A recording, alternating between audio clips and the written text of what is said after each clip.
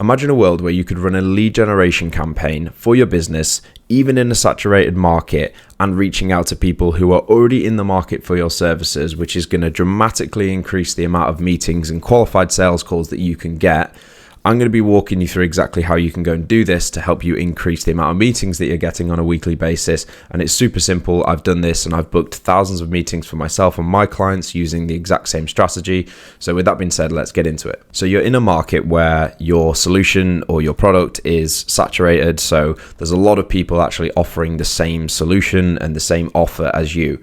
And I'm going to be walking you through these 3 steps on how you can actually reach out to people who are in pain. So they actually are already in the market for your services, and how you can actually go and reach out to these people and, go and find these people to make sure that you're getting sales calls booked in every week, and it makes your life a lot easier.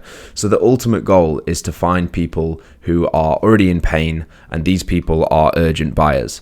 And just to set the scene here a little bit, so a quick story. I went to the gym last month and I injured my back doing deadlifts. And I go to the gym, say 4 or 5 times per week. And I go a bit insane if I can't go to the gym. So what I did is I went to go and look for a chiropractor. So what I did is I just Googled chiropractors near me, and there was hundreds near where I live. I live in a city where there's like lots of different options. So I would say a chiropractor is in a saturated market. But I ended up whittling down those 100 to about 2 just to quickly, because I wanted to actually go and see someone urgently, right? I'm in physical pain, so I wanted to actually go and get this fixed. So I ended up picking out 2 different options, and one option was about 1 hour and 15 minutes drive away from me, but they were offering a free scan and it was a lot cheaper than the other option. And they both looked really good. And then the other option was a lot more expensive, but it was a lot more convenient for me because it was only about 15 minutes away from where I live, and I could just quickly walk there. And not only that, they both had the same amount of reviews. And I ended up going with the more expensive option because it was more convenient, and I trusted them because I actually looked at the reviews, and I was just like, right, okay, let's go there. So that's sort of setting the scene as to how people actually choose things. So it's not always a race to the bottom in terms of price. If you're in a saturated market, I really wouldn't go down that route in terms of just reducing your price, because there's other ways that you can go and find your ideal customers.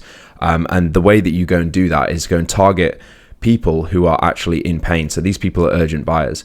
So how do you actually go and find these people who are already in pain? So there's literally 2 options. You can either just go and guess. So when you're building your lead list for B2B lead generation, you can guess that they're in pain by looking at, extensive background research in terms of, who is your ideal customer profile. You sort of roughly know if they're in pain, and you can actually go and help them with your solution, or you actually know that they're in pain. So if you know they're in pain, you can go and offer your solution, and you're probably going to get a lot higher conversion rate and actually get people responding and booking meetings with you. Or if you're guessing that they're in pain, it's almost a bit of a guess. So let's just say you're in the saturated market. This could be anywhere from a marketing agency, an SEO specialist, whatever it may be. You could be a SaaS founder. It doesn't matter. Let's say you're in a saturated market. So how do you actually go and reach out to people who are already in pain? So the first option is you can actually just go and guess that they're in pain. So a lot of people do this. They'll just scrape a lead list and just go, okay, well, these guys sort of look like my ideal clients. They may respond, they may not. And I would say that that's low relevancy. And if someone's got low relevancy, so if you're reaching out to them and it's completely just not irrelevant because they're not in pain, so you're trying to offer, SEO services to someone who's already got an SEO agency on board, then I would say that is low relevancy. But let's go to the next one. So you could see if they are potentially in pain. So there may be a specific trigger where you can realize, okay, that they're potentially in pain. If you know that they're in pain, I would say this is extremely high relevancy. These guys are people who all you need to do is put your solution in front of them, because if you know they're in pain, they're probably going to act on it and want to make a decision very quickly. Soon to be in pain is another good one. So if you know that they are soon to be in some sort of pain situation, then that is a good time to actually go and reach out to them. Another good one is, I would put here on the scale, is looking at a competitor. So for example, if you can't find any data or triggers that what potential prospect is in pain and they need your solution, you can just go and have a look at what other competitors are doing. So if another competitor is absolutely dominating the market, then you can go and say, okay, well, this company is crushing right now and they're dominating, and this is what you should be doing. And I can actually go and help you get closer to them, and if not, overtake them. And then I've put opportunity pain here. So for example, opportunity pain may be if a startup has just received, $100 million funding or $1 million funding, they have a pain because they need to grow now, they need to grow fast. And that is when you would then come in and say, okay, well, I've just seen that you've received X amount of funding.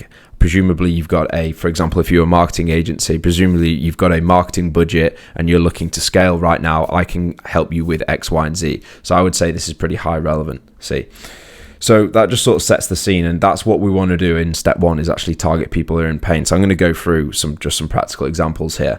But what we want to do in step two is make it very, very convenient for these people. So yes, you've identified they're in pain, but you want to make it extremely convenient for them so they can say yes, or, book that call with you, or book that demo with you, or, take that sales call, or whatever it may be. But just in this example here, to make it convenient as to why I went and chose the chiropractor, because I was literally in physical pain. So I'd injured my back, and if I don't go to the gym, I go a bit insane. So I wanted to get it fixed ASAP. And all I wanted to know is if this guy was an expert. So all I did was quickly look at the Google reviews, and I wanted it to be very convenient for me. So I just needed it now. So I just went with the local option, because they showcased that they were an expert and they were in my local area. Yeah, it was more expensive, but that's fine. I don't care. I don't care about that. Another example, just to get your brain ticking, is we ran a campaign for a cybersecurity firm. And basically, obviously, they help companies with their cybersecurity. So what we did is we actually went and found companies who had recently had a cyber attack. And there's databases where you can go and find this information depending on what country you're in. And then we would just go and reach out to them with a compelling message and an offer showing that we are they were the experts, showing credibility. So if that company already just had a cyber attack, they don't want to have another cyber attack because they're in pain right now. They need to solve that issue. If they have another cyber attack, it could cost them, hundreds of thousands of dollars, whatever it may be. So they don't want that to happen. All we did was we actually went out there and explained, we're the expert, showcased the credibility, and then they needed it now. They are more than happy to actually go and have a conversation with the cybersecurity firm. I think in the first month we booked 8 meetings, and these deals and these contracts are worth, say, $20,000 to $80,000 per year, depending on the size of the business that they're reaching out to. So all we did was reach out to the companies who just had a cyber attack, showed the credibility, built that trust with the prospect, and said, look, this is the solution.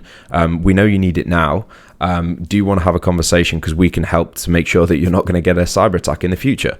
So things like that, this is how you want to strategize doing your outreach. So in terms of what you can do and have a look at and think about is you've got your ideal target market, but who out of those people are in pain? Who needs my services now? And in terms of someone needing to know that you're an expert and showcasing your credibility, just have things in place where you can actually explain and showcase that you're the expert. And if you don't have tons of case studies and testimonials, you would just show breakdowns of how you do things and maybe what other competitors are doing, for example. And then in terms of creating that urgency, so need it now, in terms of me having a bad back where I just needed to go see someone ASAP, or the cybersecurity firm where they literally need to have cybersecurity implementation in their business so this doesn't happen again. You need to create that urgency in terms of, look, we know that you're in some sort of pain right now. Here's the solution to their problem, and then just tie that in with the outcome. So going through these different examples here. So how to actually identify and pitch these people. So you want to look at companies. So for example, companies may have just raised funds. Like I was saying, if you're targeting SaaS or tech companies, then they've just raised, say, $1 million, and they need your help right now because they've got pressure to grow fast. They've gone to a venture capitalist firm, and there's pressure on them to actually go and deliver on that SaaS product. A company could be hiring for a service that you can do. So, for example, from my standpoint, I could reach out to companies who are currently hiring for a sales exec or someone in a BDM position, so business development position, because I can actually help them go and generate leads at a fraction of the cost instead of hiring someone in-house, for example. So that's a really good one. All you would do on here is like look on platforms like LinkedIn Jobs Board. You would look on Indeed, Seek, whatever you want to do, and find the companies who are in pain, because they're hiring for a reason. They're hiring because they're in pain right now, and they either need to grow or they're not getting any good results with what they're doing at the moment. So then that is, if you've got a solution that can slot in and fit in within that sort of period, then you're going to get a high response rate when you reach out to them. Public databases as well. Obviously, you've got like other contact databases like Apollo, Lusher, and things like that. But you might want to look at public databases. For example, the cybersecurity example, that there is certain databases where we can see if companies have had a recent cyber attack, or public databases where you can see certain companies have got a certain certification, for example, so a little bit more about those people. Or you can go on Apollo and look at, if they're using a certain technology, for example. If you know that information, and they're like, we're running a campaign at the moment for a very complex service for another company, and he is basically targeting people where they know they're using a very specific technology, because that technology is shit. It's not very good. So he's offering another solution, which is his technology. He's a SaaS founder, and that's how we're going at it with this angle. Another example is if they're running ads. So maybe you can actually reach out to them. So for example, if you're a video production agency and they're running ads, and that the videos are probably not converting because the videos on the ads are terrible, then that's when you can go in there and explain what your product and service is. Again, if they're posting content, if for example in my industry, if I'm a lead generation agency, I could reach out to a company where I can see that they're posting content but not really seeing that they're generating much traction. And obviously the reason for them posting content is to go and generate leads, but maybe I've got a different solution, which is actually running cold outreach campaigns, which can help them 3x the amount of leads that they're getting on a weekly basis, instead of posting content and wasting time.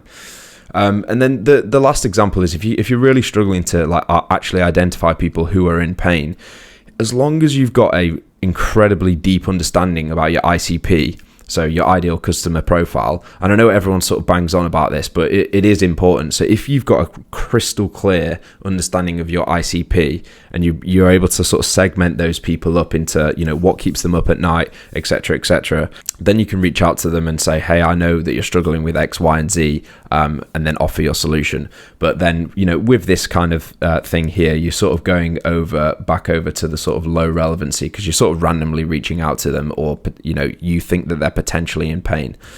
So if you can find better ways to actually go and find people who are in pain, because it's highly relevant. If we go back here, if we know that they're in pain, you will get a much higher response rate. Believe me, I've run so many different campaigns targeting so many different industries and business owners. You will get a high response rate. So tying that back all together, how do you actually get people to trust you, so then they actually go and convert? So in order for you, let's say you've found those people who are in pain. For example, let's use the cybersecurity example. We found the list of people who have just had a recent cyber attack. Now, what on earth do you actually say to these people? So the best way for you to get a response and a higher conversion rate is actually to lead with value. And again, everyone says this, and it's a bit of a wishy-washy term, but you just want to explain crystal clearly how you can actually go and fix their pain. And if you think about it, if you're from the other, if you put your foot on the other shoe and you were a company who had just had a recent cyber attack, if someone reached out to you and said, okay, I've seen you've had a recent cyber attack, so you can see that person's actually done a bit of research and they understand, okay, well, yep, let me hear what you've got to say. We're in pain right now. I can see that you've just had a recent cyber attack. Here is exactly how I would fix this. And you may show some sort of breakdown as to how you've done this and helped a different company who's just had a recent cyber attack, or you may show a case study, or you may showcase some of your reviews. Ultimately, you just want to show that you're the expert, so then you can go and build trust with the prospects. So when they do whatever your sales mechanism is, like have a sales call with you, they trust you before the call and they've got a higher chance of converting. So that's just one example with the cybersecurity firm. But just to sort of tie that all back in together, if you can find people like me who have literally been in pain, like a bad back, obviously in the B2B setting, it's not like physical pain, it's more so, like emotional pain or, financial pain. If you can find those people, either you've got to guess that they're in pain, or if you know that they're in pain, this is a lot better, then you would basically just make it very convenient for them and easy for them to just take that next step, because you've already given a little bit of value up front, and then make sure that they can trust you before the call. You will get a lot higher conversion rate. So if you do want some help with your lead generation and you're struggling with all of this and it's a little bit overwhelming, and you want some one-on-one support with me to go and help you implement and install a very simple outbound system that helps you generate a consistent flow of leads every single week. Usually the minimum is 3 to 5 leads on a weekly basis booked into your calendar. Then click the link in the description. You can get some more information and then either chat to me and we can go from there, or you can go and apply to work with me straight away. And I will see you on the next one. Peace.